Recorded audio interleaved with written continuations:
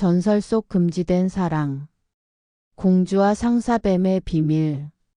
강원도 춘천 소양강댐을 지나 배를 타고 들어가야만 만날 수 있는 섬 속의 사찰 청평사. 이 고즈넉한 사찰에는 천년을 넘는 세월 동안 전해 내려오는 슬프고도 아름다운 전설이 있습니다. 바로 공주와 상사뱀의 이야기입니다.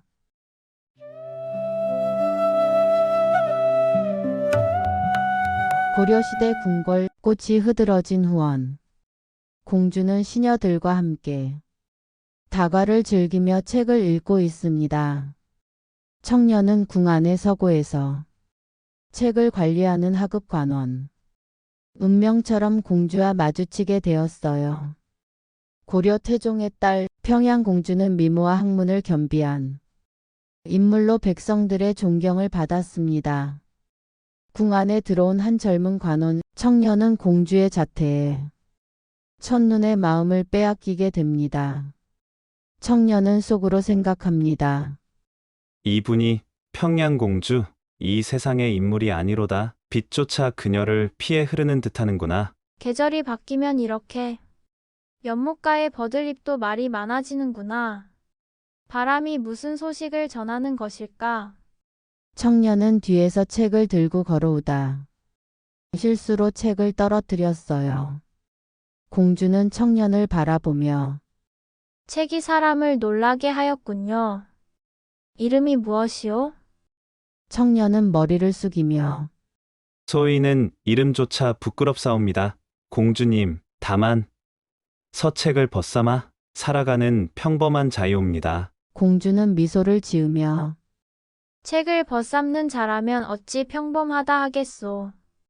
다음에 이 책의 뜻을 나와 함께 나눠주시겠습니까? 청년은 놀라서 고개를 들어 공주의 얼굴을 쳐다보았어요. 그 말씀이 참이시옵니까? 공주의 따뜻한 말 한마디에 청년은 희망을 품기 시작합니다. 그러나 이 만남은 운명처럼 반복되며 그에게 사랑이라는 감정을 확신하게 만듭니다.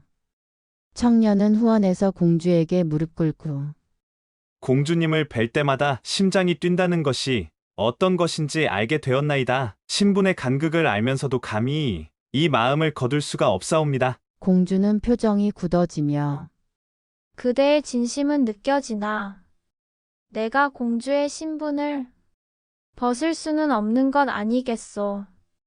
이 마음이 사람의 도리를 벗어난다면 나는 누구를 탓해야 한단 말이오. 청년은 절망하며 그럼 이 마음을 어찌하오리까? 그저 모른 채 하시겠습니까? 공주는 잠시 침묵하더니 이내 뒤돌아서 가버립니다. 부디 오늘 일은 바람 속에 흘려보내 주시오. 그것이 우리 둘 모두를 위한 일이오. 사랑은 피어나려 했으나 신분의 벽은 너무도 높았습니다. 청년의 사랑은 점차 집착으로 변해갔고 그 어두운 그림자가 전설의 시작이 되었습니다. 세월이 흐르고 평양공주는 어느 날 갑자기 원인 모를 병에 걸리게 됩니다. 그 누구도 병의 이유를 설명하지 못했고 공주는 점점 기력을 잃어갔습니다. 밤마다 악몽을 꾸고 몸에는 알 수 없는 흔적이 나타났습니다. 왕은 근심 가득한 얼굴로 의원들은 모두 물러가게 하라. 도무지 이 병의 근본을 찾지 못하는구나. 전하, 평양공주마마의 병세가 점점 깊어집니다. 이미 15의원이 손을 들었사옵니다. 왕비는 눈물 섞인 목소리로 밤마다 공주는 자신의 몸에 무언가가 기어다닌다고 합니다. 그게 무슨 뜻일까요, 전하? 궁녀는 두려움에 떨며 소인이 몸을 닦아드릴 때마다 공주의 팔에 비늘 같은 자국이 사라졌다. 나타나기를 반복하옵니다. 그 소문은 산속 깊은 스님들과 도인들의 귀에도 닿았고 마침내 이름조차 알 수 없는 노도사가 국문에 나타났습니다. 그는 공주의 기운을 잠시 살피고 모두를 물리친 후 조용히 입을 열었습니다.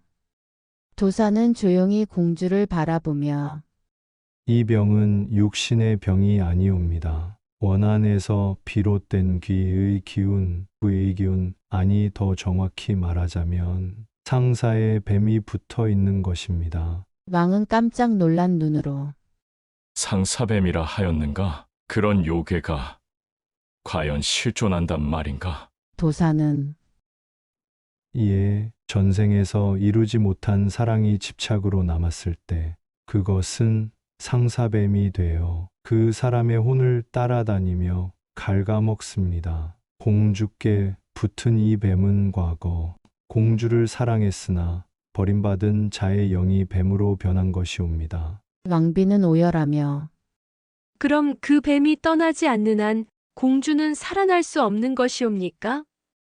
도사 엄숙하게 고개를 끄덕이며 이 뱀은 자유로 떠나지 않습니다. 그 원념을 씻어낼 법력 있는 자가 기도와 수행으로 공주의 혼을 지켜야 하옵니다. 왕은 즉시 전국의 스님들을 불러 모았습니다. 그러나 상사뱀의 기운은 강했고 누구도 그 원한을 물리칠 수 없었습니다. 그렇게 공주의 병세는 점점 깊어져만 갔습니다.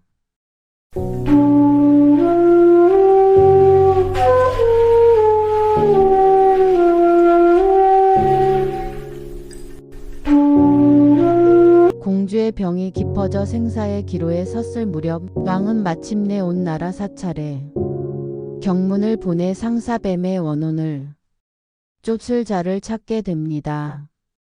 그때 강원도 깊은 산중 청평사에서 한 고승이 자청합니다. 그는 깊은 수행과 자비로 이름난 백발이 성성한 고승이었습니다.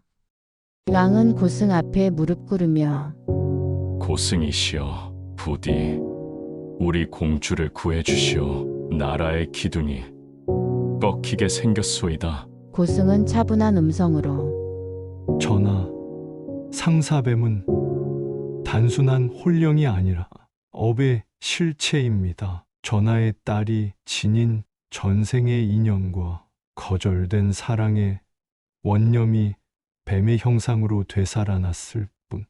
왕비는 간절한 눈빛으로 두 손을 모으며 그렇다면 구할 수 있습니까? 우리 아이를. 고승은 조용히 말합니다. 욕망이 만든 허상은 자비의 등불로 사라지나니 다만 공주께서도 진심으로 용서를 구해야 그 원혼이 떠날 것입니다. 고승은 공주를 청평사로 이끕니다. 그곳 맑은 연못 앞에서 그는 7일간의 기도와 수계를 시작합니다. 향 냄새는 절터를 덮고 바람은 점점 차가워졌습니다. 고승은 목탁을 두드리며 의식을 치를 준비를 합니다.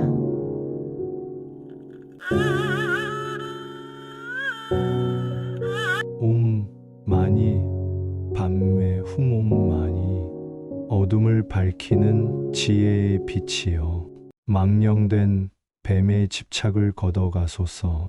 공주는 연못 앞에 무릎을 꿇고 용서하십시오. 그대를 거절한 제 어리석음을. 당신의 마음이 아픔으로 남았다면 이제는 부디 떠나주십시오.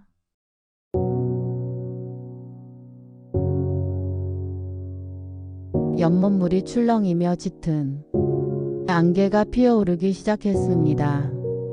연못이 요동치고 물 안에서 푸르스름한 뱀의 형상이 피어오릅니다.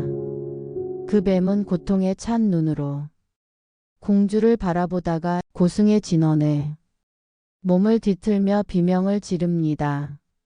그리고는 연못 깊숙이 몸을 감추듯 사라지고 물결은 다시 고요해집니다. 공주는 눈을 감고 숨을 고르며 더 이상 무섭지 않습니다. 고승은 부드럽게 이제 업은 거두어졌습니다. 허나 기억하십시오. 자비는 억지로 전해지는 것이 아니요. 인연은 맺기도 끊기도 어려운 것이지요. 상사뱀이 사라지자 공주의 몸에서 병세도 함께 사라졌습니다. 왕은 감격하여 청평사를 크게 중창하고 공주의 회복을 기념하여 작은 석탑을 세웁니다. 그 탑은 훗날까지도 공주탑이라 불리며 전설의 흔적으로 남게 되었습니다.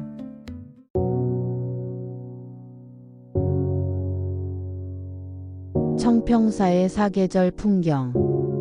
벚꽃 흐드러진 봄, 짙은 녹음의 여름, 단풍의 가을, 눈 덮인 겨울. 공주와 상사뱀의 전설은 단순한 옛 이야기가 아닙니다. 이루지 못한 사랑이 집착이 되었을 때 그 감정은 누구도 구하지 못할 상처로 남습니다.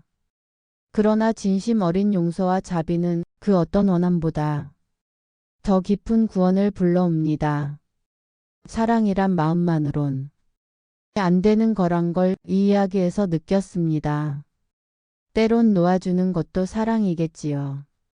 공주도 상사뱀도 결국엔 서로 아팠던 거잖아요. 그 아픔이 사라지는 데엔 누군가의 기도가 필요했을지도 몰라요. 이 탑은 아주 오랜 옛날 마음 아픈 한 사람을 위해 세워진 거였어요. 청평사는 지금도 많은 이들이 찾는 마음의 쉼터입니다. 여기엔 단지 자연의 아름다움만이 아니라 사람들의 기억, 전설, 그리고 인연이 스며 있습니다. 때로는 오래된 이야기 한 편이 오늘을 살아가는 우리에게 가장 깊은 가르침을 전합니다. 사랑은 간절할수록 집착이 되기 쉽고 집착은 때로 상처가 되기도 합니다. 하지만 누군가의 용서와 이해 그리고 자신을 돌아보는 마음이 있다면 그 모든 상처는 결국 전설로 남게 됩니다. 그리고 전설은 우리에게 묻습니다. 당신은 지금 누구를 사랑하고 있습니까? 그리고 그 사랑은 자유로운가요? 이곳은 여전히 조용히 전설을 품고 있으며 그 겨울 상사뱀의 숨결도 눈처럼 사라졌습니다.